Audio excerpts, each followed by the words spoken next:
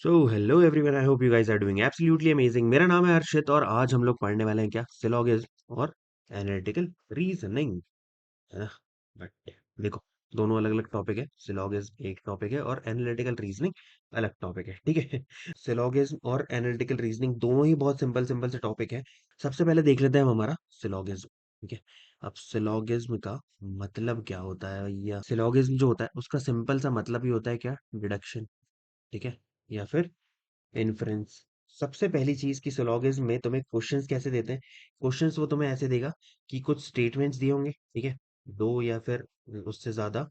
क्या दिए होंगे तुम्हें? पहले स्टेटमेंट्स दिए होंगे, ठीक है, और इन्हीं के बेसिस पर तुम्हें दो या उससे ज्यादा क्या दिए होंगे, कंक्लूजन्स दिए होते हैं, ठीक है।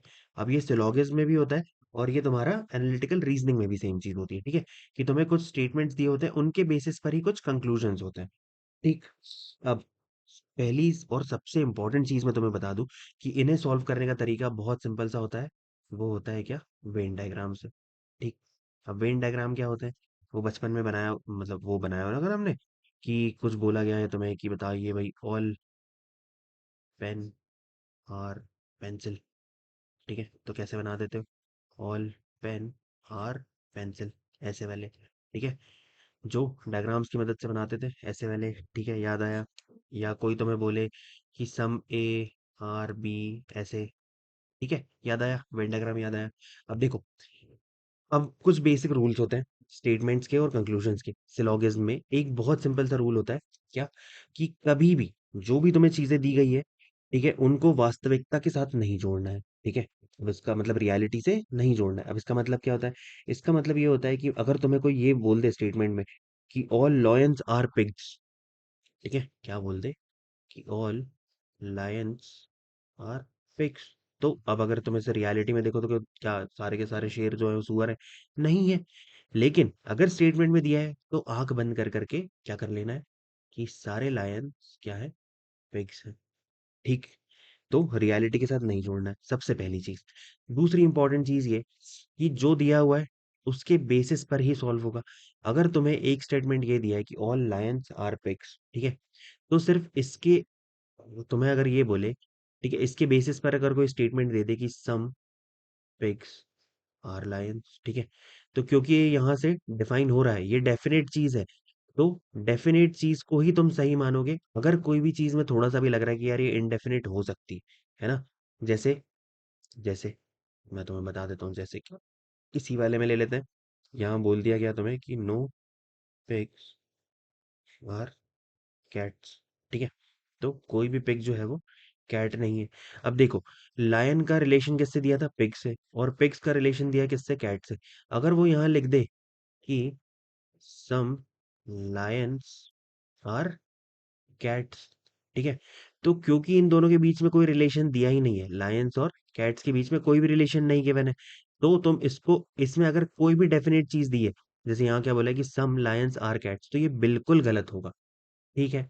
लेकिन एक और चीज है, अगर जिनके बीच में रिलेशन नहीं दिया है या फिर जो चीज तुम्हें स्टेटमेंट में नहीं दी है, अगर वहां पर पॉसिबिलिटी लिख के दे दे, ठीक है, कि सम लायंस कैन बी कैट्स, ठीक है, तो तुम्हें इन दोनों के बीच में कोई डेफिनेट चीज तो दी ही नहीं थी। तो कैन बी, भाई पॉसिबिलिटी तो हर चीज की होती है ना, पॉसिबिलिटी तो इनफाइनाइट है। अगर जब तक तुम्हें ये नहीं दिया गया हो कि कोई चीज एग्जैक्ट है, तब तुम क्या करते हो, उसे पॉसिबल मानते हो। एक बहुत सिंपल एग्जांपल से समझाता हूँ, ठीक है, ऊपर वाला तो हमें क्लियर हो गया, है ना, जो चीज डेफिनेट दी है वो तो दी ही है, ठीक। अब जैसे देखो, क्या हो रहा है कि कुछ इनडेफिनेट चीजें होती है ना, तुम क्लास से बाहर निकले, तुम हो ट्वेल्थ ए सेक्शन में हो, ठीक है, तुम्हें एक लड़की पसंद है ट्वेल्थ सी में, है ना, तुम इस वाली क्लास में हो, तुम्हारी क्रश इस वाली क्लास में है, ठीक है। अब तुम रोज उसे देखते हो, वो भी तुम्हें देखती है, तो लेकिन डेफिनेट कुछ नहीं है, तुम दोनों रिलेशनशिप में हो, क्या ये डेफिनेट है? कुछ है ही नहीं ना अभी तक, क्योंकि तुम दोनों ने आपस में बात ही नहीं करी है। तो क्या है कि ये इनडेफिनेट चीज है, कोई रिलेशन गिवन ही नहीं है। तो अगर मैं बोल दूं कि तुम और तुम्हारी क्रश रिलेशनशिप में है, ठीक है, रिलेशनशिप में है, तो मैंने ये डेफिनेट चीज दे दी, तो ये बिल्कुल गलत हो जाएगी, है ना, तुम्हारे साइड से भी खारिज और क्रश के साइड से भी खारिज। लेकिन अगर मैं ये कहूं कि T and C can be in a relationship, है ना, तो देखो, अगर किन्हीं भी दो चीजों में कोई रिलेशन नहीं दिया है, तो ऑब्वियस सी चीज है भाई कि उसकी पॉसिबिलिटीज तो फिर एंडलेस है। तो ऐसी चीज है जहां पर कोई भी चीज डेफिनेट नहीं है वहां पर हर पॉसिबिलिटी सही होती है। अब देखो, अब समझ में आ गया चीज, है ना? जहां पर अगर कोई चीज के बीच में कोई रिलेशन नहीं है तो कोई डेफिनेट चीज नहीं हो सकती, लेकिन पॉसिबिलिटीज एंडलेस हो सकती है ना? और एक और इसी का ले लेते हैं कि भाई अगर मान लो तुम रिलेशनशिप में आ ही गए बात करने के बाद, ठीक है? तो T and C are in a relationship, है ना? अब मैं ये स्टेटमेंट दे दिया, तो मैं ये बोल सकता हूँ कि सी इज दी गर्लफ्रेंड और बॉयफ्रेंड ऑफ टी, ठीक है? तो वो अब क्योंकि तुम रिलेशनशिप में हो, ये मेरा स्टेटमेंट हो गया, तो मेरा कंक्लूजन जब मैं ये लिखता हूँ, जब मेरा मैं ये कंक्लूजन डिफाइन करता हूँ कि C is the girlfriend boyfriend of T, तो वो सही होगा, यानी कि ये डेफिनेट चीज सही होगी क्योंकि स्टेटमेंट में डेफिनेटली दिया हुआ था। ठीक है, आई होप कि तुम्हें चीजें क्लियर हो गई है। बोलो भाई जल्दी से हाँ या नहीं, चीजें क्लियर है? बहुत बढ़िया। अब ये हमारे कुछ बेसिक से रूल्स थे, इन्हीं पर चलना होता है। अब वेन डायग्राम का मैं तुम्हें बता देता हूँ भाई, ठीक है? वेन डायग्राम की एक बहुत सिंपल सी चीज होती है, अगर तुम्हें कोई ये बोले, ठीक है, कि ऑल ए आर बी, यानी कि सीधा सा मतलब क्या है? ऑल ए, सारे के सारे ए जो है वो क्या है?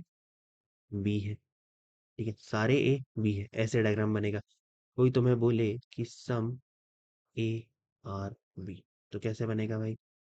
ऐसे बनेगा भाई, ठीक है? कुछ ए बी है, ठीक है? अगर मैं तुमसे कहूं कि no A is B, no A is B, तो कैसे बनेगा? दोनों में कोई रिलेशनशिप नहीं है, ए अलग और बी अलग। ठीक है, चीज क्लियर है? बताओ, चीज क्लियर है?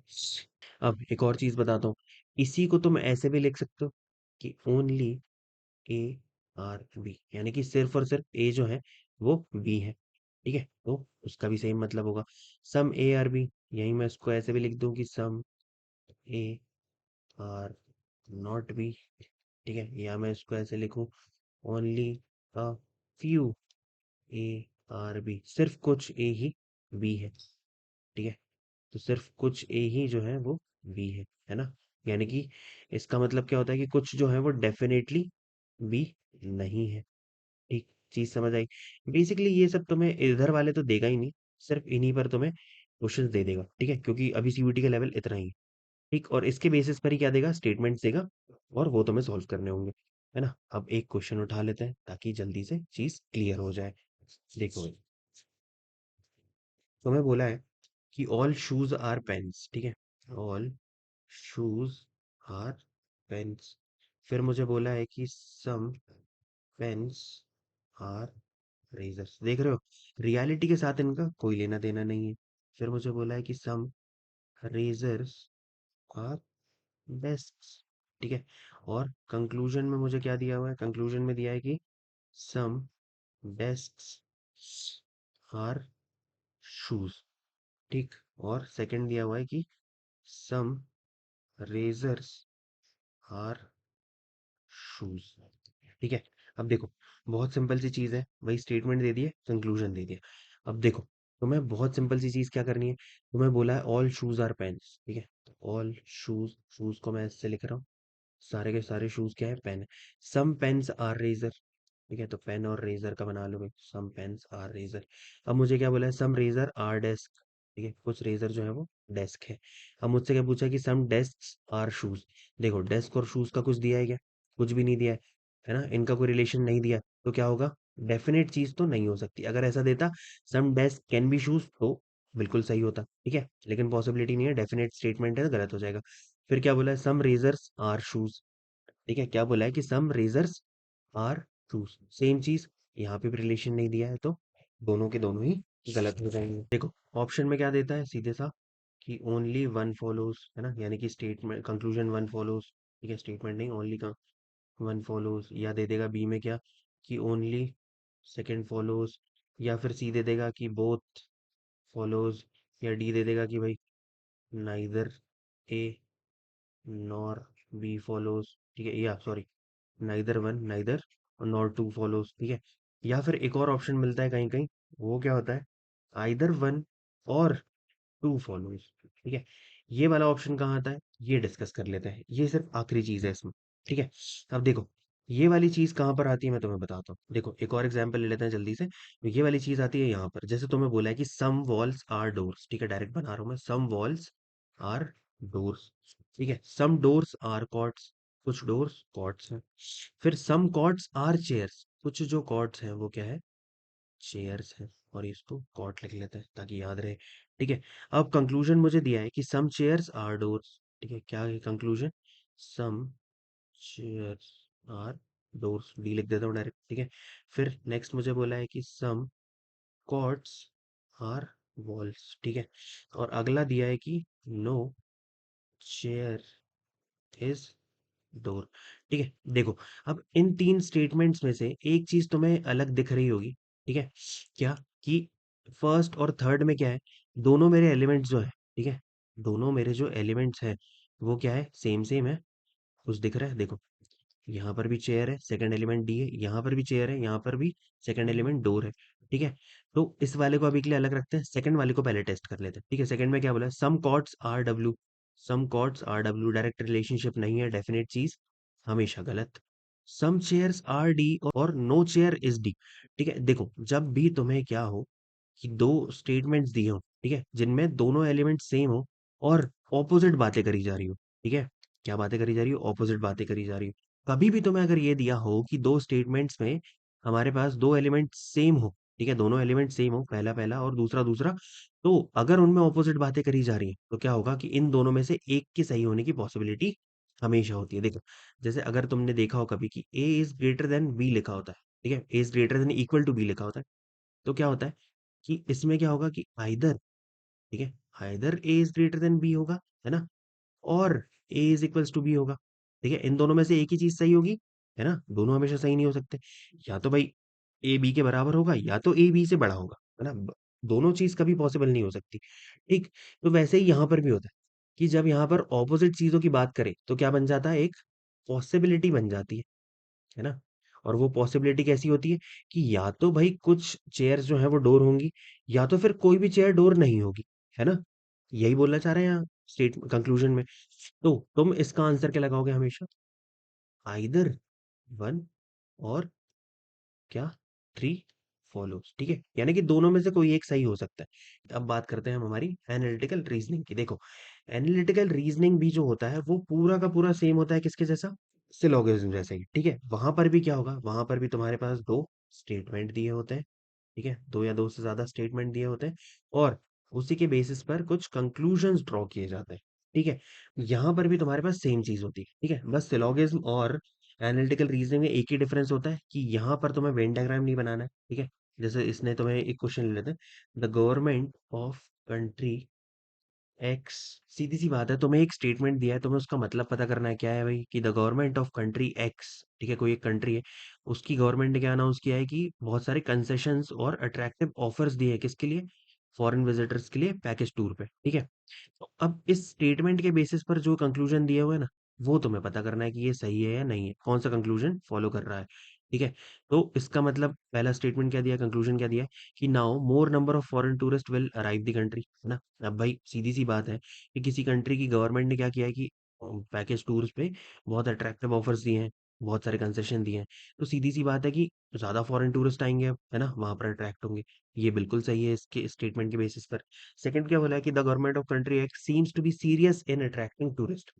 बिल्कुल, भाई उन्हें टूरिस्ट अट्रैक्ट करना है, इसीलिए तो वो कंसेशन और क्या दे रहे हैं, पैकेजेस दे रहे हैं, है ना। तो सीधी सी मतलब क्या है कि ये वाला कंक्लूजन भी सही है। तो according to this statement conclusion one and two follows. ठीक है, देखो सिलोगिज्म और analytical reasoning almost almost same ही है। वहां पर बस क्या होता है कि तुम्हें वेन डायग्राम बना के सॉल्व करना होता है, और यहाँ पर तुम्हें लॉजिकली सोचना होता है कि यार हाँ कोई स्टेटमेंट है, तो वहां पर तुम्हें लॉजिक नहीं लगाना है, वहां पर जो दिया है बस वेन डायग्राम बनाओ, इसके बेसिस पर जो सॉल्व हो रहा है सिर्फ वही तुम्हारा आंसर होगा। और एनालिटिकल रीजनिंग में क्या है कि तुम्हें यहाँ पर रीजंस लगाने होते हैं। ठीक है, सीधी सी बात कहूँ तो तुम्हें अपना लॉजिक लगा करके, लॉजिक या फिर रीजंस लगाने होते हैं कि हाँ भाई इस बेसिस पर ये स्टेटमेंट ये कंक्लूजन सही होना चाहिए और नहीं। ठीक है, तो ये था भाई सिलोगिज्म और एनालिटिकल रीजनिंग के कंसेप्ट। वीडियो हो सकता है थोड़ा सा लंबा हो गया क्योंकि बड़े बड़े टॉपिक्स हैं यार, तो बट मैं सिर्फ यही कहना चाहता हूँ कि बहुत सिंपल सी चीज़ है। अगर तुमने एक बार इस कंसेप्ट को समझ लिया तो आराम से सॉल्व कर सकते हो, कोई दिक्कत नहीं आती। तो चलिए भाई मिलते हैं हम लोग नेक्स्ट वीडियो में, तब तक के लिए बढ़िया से पढ़ते रहो। टाटा बाय बाय और जय हिंद।